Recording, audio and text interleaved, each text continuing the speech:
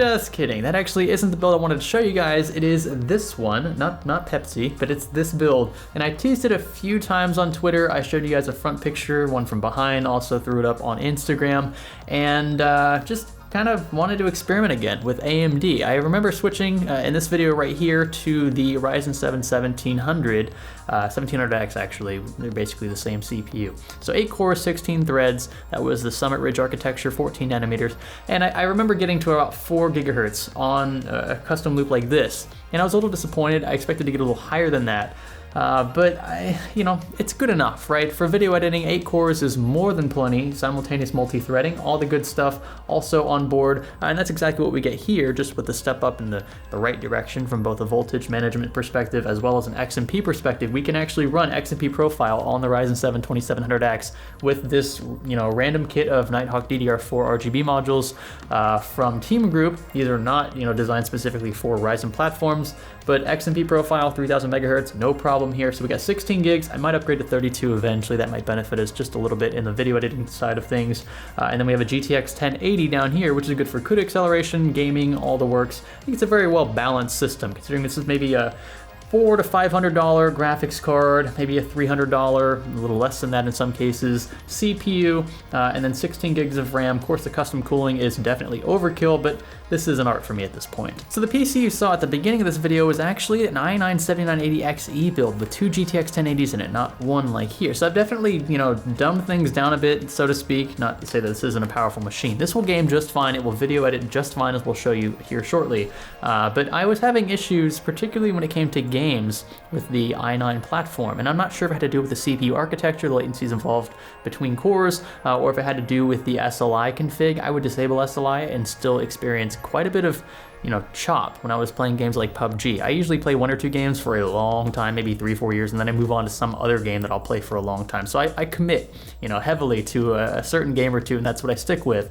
And PUBG just played terribly on that system. So I was inclined to switch back to Ryzen, not only because I wanted to kind of experiment again, like I said, with the 12 nanometer stuff from AMD, but also because it was just so bad. I mean, I could not play on that i9 system, and it was so surprising because that system cost like $5,000 retail, maybe a little more than that. The CPU itself was like $2,000.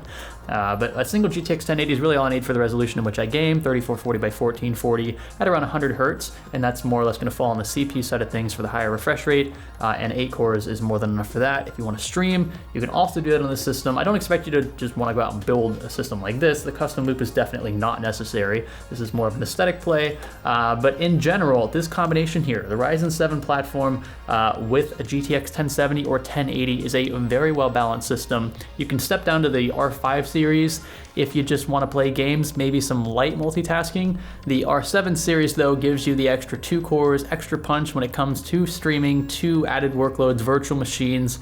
You can really come up with several different cues for a CPU like this. Content creation definitely benefits from the extra cores as well. In most cases, Premiere Pro certainly does show a marginal benefit. It's not going to be, a huge jump up from 6 cores just because of the optimization factor, but still, I would rather edit on 8 cores, than 6 cores, and that is why I went with the 2700X here. I do want to point out a few additional parts included in this build that a few of you were asking about on Twitter. So this right here is the AlphaCool GPX N block series from AlphaCool, the 1080 and 1070 blocks designed specifically for the reference card. So that's why we again only have a single 8-pin VGA supplemental power cable stemming from the board. The AlphaCool logo is upside down. That's not normal. It's only because the cards turn vertically with the Lian Li vertical riser cable card holder, whatever you want to call it.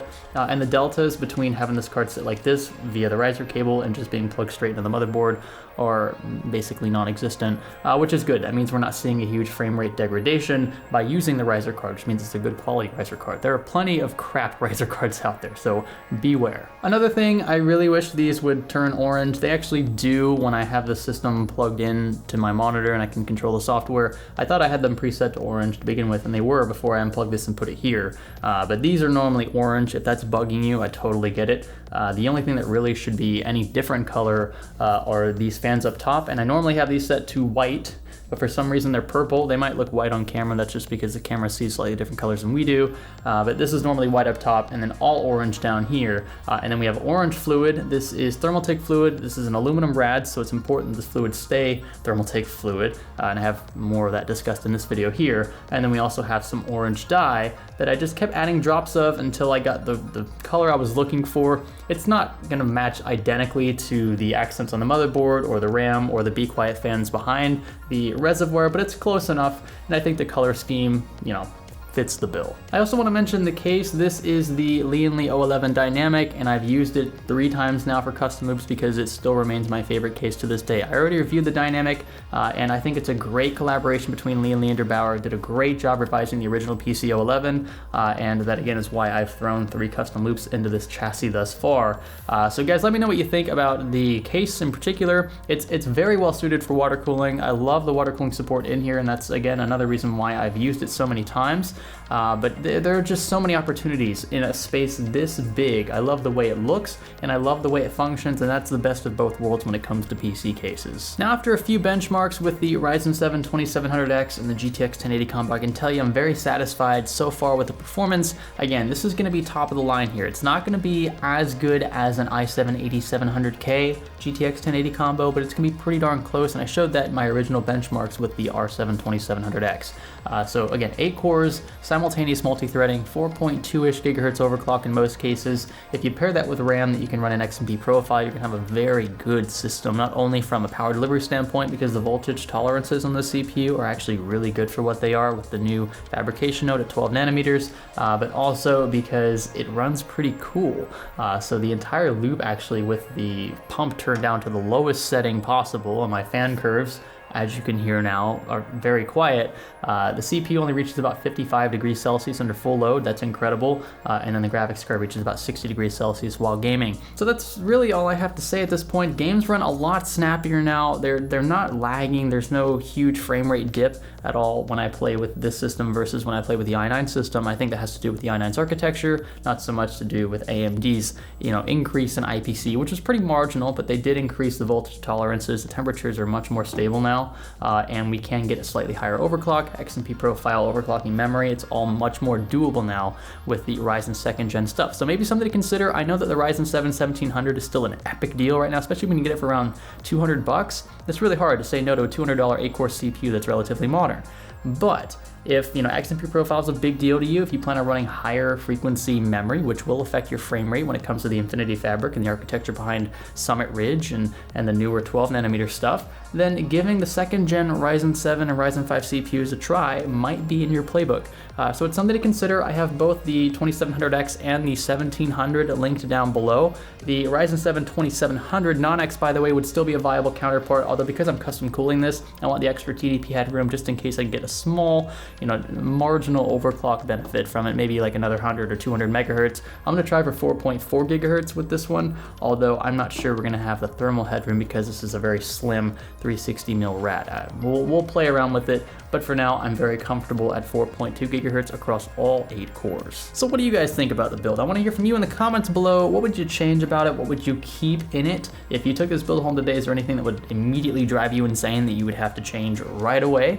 I wanna know what you would do differently, because I might take your idea and implement it into a future custom loop build. I do these for fun now, not a lot of people are interested in custom loops now because they're so expensive, and I know times are hard, and people are fighting for cash and trying to spend it as wisely as possible, and that's a good thing. Custom loops are a very niche art for a very select few people, not necessarily because they have the money for it, but because they appreciate the art enough to want to spend the money on it. So this is something that I would maybe do once or twice in my life if I had to spend all my money on this stuff. I couldn't do it more than a couple times just because it would be very expensive. So we all have bills to pay.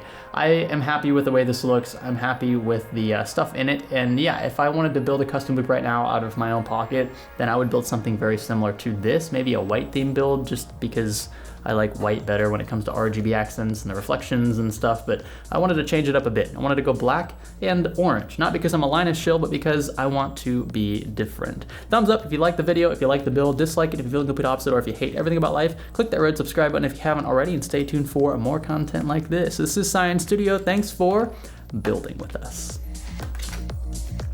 Are you okay, Pepsi? Are you okay? Do you want to say hi to the people on YouTube? Do you want to say hi? No, I don't think she wants to say hi. Instead, she's gonna bite cables. Don't you do it. She's going to bite a cable.